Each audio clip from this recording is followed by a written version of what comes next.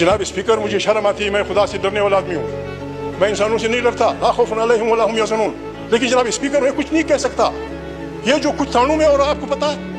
आपको पता है लोगों के बहनों के साथ क्या हो रहा है, लोगों की बेटियों के साथ क्या हो रहा है? इस पार्लियामेंट में बैठी हुई औरतें हमको बताएंगी कि उनके साथ क्या नहीं हुआ। इस पे हमारी पार्लियामेंट नहीं बोलेगी, आग लग जाए इस पार्लियामेंट को, बाहर में जाए ये पार्लियामेंट, बाहर में जाए इसका स्पीकर, बाहर में जाए इसके सारे मेंबर। जनाब स्पीकर, आप लोगों से पूछो, खुदा को माने।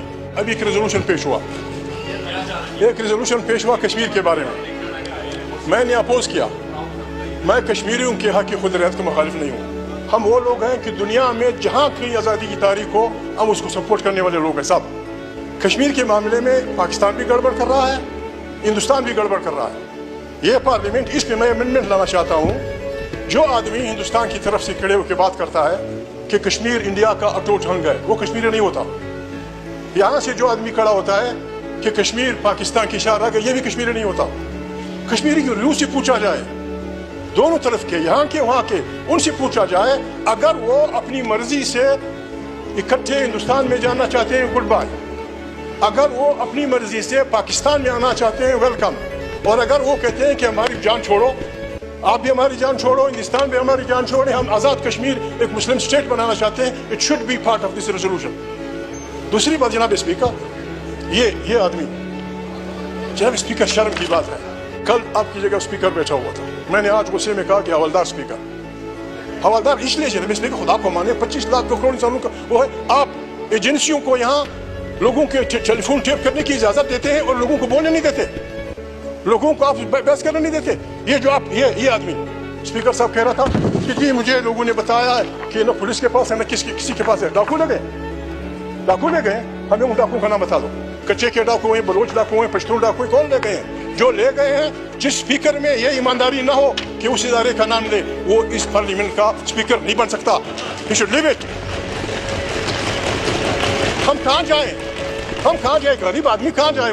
छोटे बच्चों को तानों में स्पीकर, हमारा जगदीश साहब, आप इतने सीनियर पार्लियामेंटेरियन हैं, आपके अल्फाज का चुनाव ये हम एक्सपंज करते हैं, बाहर में जाए पार्लियामेंट। स्पीकर और जो स्पीकर के बारे में कहा है उसको भी हम एक्सपंज करें। जी बाबा, जी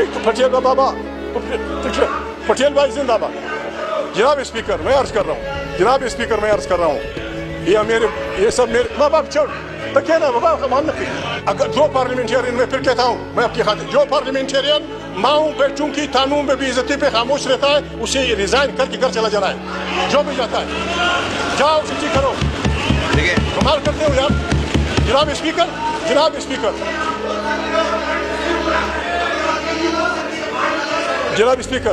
मैं अर्ज कर, जनाब स्पीकर, बात है थानों में छोटे बच्चों के कपड़े उतारे जाते हैं। खुदा को माने, इससे जनाब स्पीकर मैं लिख के देता हूँ, इस रवैये से पाकिस्तान में ऐसी खाना जंगी शुरू हो जाएगी जिसको कोई नहीं रोक सकेगा। अब लोग बच्चों को बेइज्जत करेंगे और फिर कहेंगे लोग कहें पाकिस्तान जिंदाबाद, लोग कहेंगे हवलदार स्पीकर जिंदाबाद। जनाब स्पीकर, ये जो आप कुछ कर रहे हैं, पटेल साहब समझदार आदमी, लकी पड़े भी, हमारी जो पीपल्स पार्टी के राजा पढ़ा लिखा आदमी है। सुप्रीम कोर्ट ने एक फैसला किया, बजाय इसके कि हम उसका एहतराम करें, हम इदारों को लड़ाना चाहते हैं, क्या आसमान गिरेगा अगर पार्लियामेंट ने कुछ सीटें दे दी इनको? क्या अभी पार्लियामेंट को आप खड़ा कर रहे हैं? ये हमारा लाउड स्पीकर बड़ा पढ़ाकू आदमी है, हर वक्त इस्लाम की बात करता है। क्या इस्लाम ये हुक्म देता है? इस्लाम तो ये हुक्म देता है कि अगर काफिर है, हिंदू है, सिख है, मुसलमान है, अगर उसने किसी मुसलमान से ज्यादती की है, इस काफिर के हक में फैसला करो। ये कुरान का हुक्म है। हम कुरान को रोजाना उठा के सर पे पढ़ते हैं और खुद अपने मुल्क में लोगों को बेइज्जत करते हैं। जनाब स्पीकर, ये पार्लियामेंट में अजीज है,